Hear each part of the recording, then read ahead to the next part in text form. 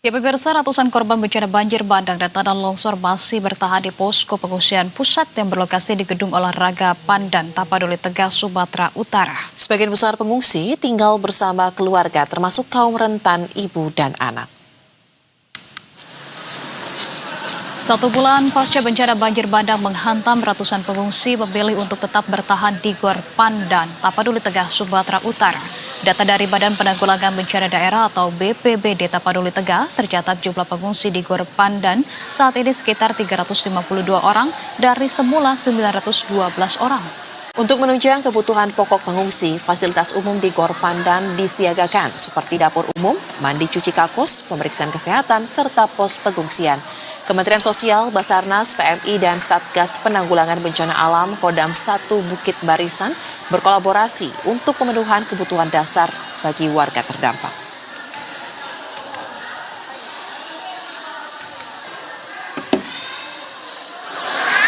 Ini kami akan menentukan apakah kami akan memperpanjang status tanggap darurat kembali atau kami masuk kepada darurat transisi. Nanti tentu karena hari ini batas perpanjangan tahap kedua tadi, seminggu tahap kedua. Nah tentu masyarakat hari ini pemenuhan kebutuhan dasarnya relatif sudah tercover. Nah tugas kami adalah menyiapkan hunian-hunian sementara dan sekarang sedang kami lakukan pembangunan ya di 200 lebih hunian sementara. Yang ini di tahap awal kami siapkan segitu dulu, nanti akan lanjut terus karena masyarakat hari ini dia membutuhkan hunian sementara karena sudah sebulan artinya tidak baik berlama-lama di pengungsian-pengungsian baik yang terkonsentrasi begini maupun di tenda-tenda darurat seperti itu. Dan untuk informasi terkait dengan keadaan pengungsi korban bencana di Aceh dan Sumatera Utara, kita sudah terhubung dengan kontributor Berita 1, ada rekan Al-Mujawadin di Kabupaten Gaya Luas Aceh, serta reporter Juan Guardiola dan juru kamera Gilang Rahmat yang melaporkan dari Tapanuli Tengah, Sumatera Utara. Kita akan ke rekan Al-Mujawadin terlebih dahulu. Selamat sore Al-Mujawadin, bagaimana kondisi para pengungsi di tempat Anda melaporkan saat ini dan apakah sudah ada progres yang signifikan mungkin terkait dengan membuka akses jalan transportasi ke sejumlah daerah yang sempat terisolasi dan juga penyaluran bantuan sudah lebih lancar? Silakan. Ya baik, selamat sore Adi, pemirsa Berita 1. Hari ini saya berada di posko pengungsian dari warga desa dari Agusan, Kecamatan Belangkejeren, di mana di pengungsian ini terdapat sebanyak 691 jiwa dari 291 kakak yang ada di Desa Agusan, serta Desa Agusan sendiri ini merupakan salah satu desa yang nyaris hilang, tinggal 14 kakak yang bertahan di desa tersebut. Sejauh ini untuk pembukaan akses jalan baik lintas kabupaten, lintas kecamatan, bahkan desa, hari ini pemerintah daerah terus mengebut bukan akses tersebut. Namun demikian terdapat 3 desa di Kecamatan Pining hingga saat ini masih belum juga terakses dikarenakan ada beberapa jembatan yang saat ini masih terputus. Begitu Anissa. Baik, Al-Mujawadin, tapi informasi yang Anda dapatkan dari para pengungsi yang saat ini berada di sana ini kan sudah mulai berkurang. Lantas dari para pengungsi ini apakah mereka memang beralih ke hunian sementara yang ada di kawasan Aceh, terutama adalah di Gaya Luas ini? Apakah memang sudah ada atau memang sebagian beralih ke tempat-tempat keluarganya dan sampai kapan mereka akan berada di sana dalam rencananya? Ya baik Anissa dan Saudara pemirsa Berita 1, hari ini tercatat hari ke-34 pasca banjir.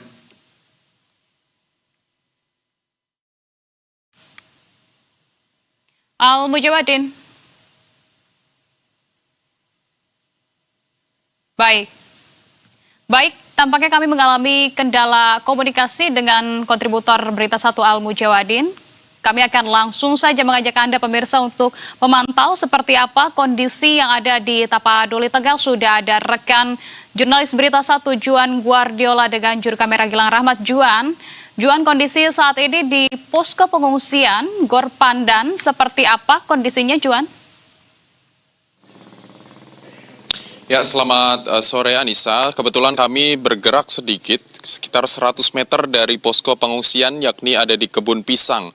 Dan jika saya bisa menginformasikan terlebih dahulu terkait dengan pengungsian, memang di pengungsian sekitar jaraknya 100 meter dari lokasi saya berdiri saat ini, ada sekitar 788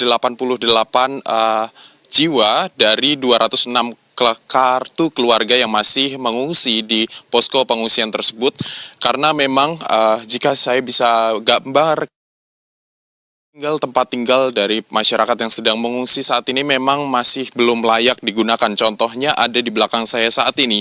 Ini merupakan salah satu rumah dari warga di Kecamatan Badiri, Kabupaten Tapanuli Tengah, Sumatera Utara, yang kalau Anda lihat dari layar kaca memang belum layak akibat longsoran. Ini tanah-tanah masih tebal, sekitar ada setengah meter, sehingga ini masih perlu proses pemulihan dari eskavator. Namun memang jika dilihat dari layar kaca Anda, ini jalan di Kecamatan Badiri sendiri sudah mulai aksesnya sudah mulai dibuka, pembersihan dilakukan, diprioritaskan untuk akses jalan untuk kendaraan baik roda 4 maupun roda 2 supaya bisa mobilisasi dari warga ini bisa dibantu atau terdukung begitu. Nah, namun jika Anda melihat di bagian sisi kanan maupun sisi kiri dari jalan yang digunakan untuk kendaraan, memang ini lumpur ini masih tinggi sekali, sehingga juga masih ada gelondongan kayu-kayu dari pepohonan yang ikut hanyut ketika longsor terjadi. Sama seperti yang telah disampaikan oleh Bupati Tapanuli Tengah, bahwa saat ini kondisinya masih banyak sekali batang-batang kayu yang belum dibersihkan akibat kurangnya eskavator. Jika saya mengulas kembali pernyataan terkait dengan dari Bupati Tapanuli Tengah yakni Mas Sinton, memang menjelaskan bahwa eskavator yang dibutuhkan ini sekitar 80 hingga 100 unit eskavator. Namun pada data yang dimiliki oleh Pemkab Tapanuli Tengah menyatakan bahwa hingga saat ini hanya ada sekitar 38 eskavator, sehingga Pemkab masih mengharapkan adanya pengiriman unit eskavator, karena ini masih membutuhkan pembersihan lagi untuk proses masa pemulihan dari status tanggap darurat bencana yang saat ini masih aktif. Sementara demikian, Anissa. Baik, satu lagi mungkin rekan Juan, sambil kita menantikan juga ya bagaimana nantinya pemulihan dan juga pembersihan batang-batang pohon seperti yang tadi Anda dan juga juru kamera perlihatkan kepada kami dan pemirsa kondisi langsung di sekitar lokasi Anda melaporkan.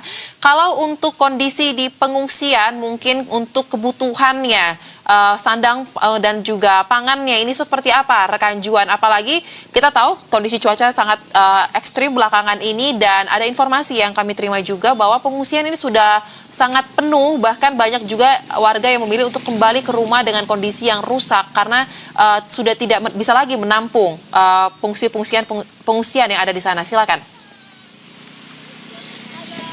Ya, tadi kami sempat berada di posko pengungsian, tepatnya ada di posko Kebun Pisang, di mana itu merupakan salah satu posko yang didirikan di Kecamatan Badiri ini sendiri, dan sekitar ada 100 lebih tenda yang didirikan, baik itu dari BNPB, Basarnas, maupun juga dari Kemensos. Sementara itu memang pernyataan ataupun kesaksian cerita-cerita dari para pengungsi, mereka ini masih memiliki trauma apabila tinggi, karena apabila hujan deras ini maka debit air sangat cepat untuk naik, dan juga tanah-tanah yang saat ini kering ini akan menjadi lembab kembali dan berpotensi akan terjadi longsor susulan. Sementara itu memang jika kita berbicara di posko sendiri masih banyak pengungsi yang juga mengharapkan bantuan, namun memang secara fasilitas umum ini juga masih terjamin di posko, terutama ada di posko Kebun Pisang, karena untuk MCK, yakni fasilitas seperti toilet, untuk mandi, untuk buang air besar maupun buang air kecil ini masih ada. ada 6 unit kamar mandi yang disediakan, kemudian juga ada dapur umum, ini untuk memastikan kebutuhan dasar dari para pengungsi ini masih bisa terjamin. Kemudian juga ada posko lapangan, ini untuk memeriksa data-data maupun informasi yang ada di posko tersebut, dan juga ada cek kesehatan, sehingga ini memastikan supaya di lingkungan posko tersebut jauh dari wabah penyakit yang dibawa dari warga yang terdampak maupun yang sudah ada sejak hari setelah terjadinya banjir dan juga tanah longsor. Anissa. Baik, Juan Guardiola bersama dengan juru kamera Gilang Rahmat. Terima kasih kalau begitu atas informasi komprehensif yang sudah disampaikan. Rekan-rekan selamat kembali bertugas.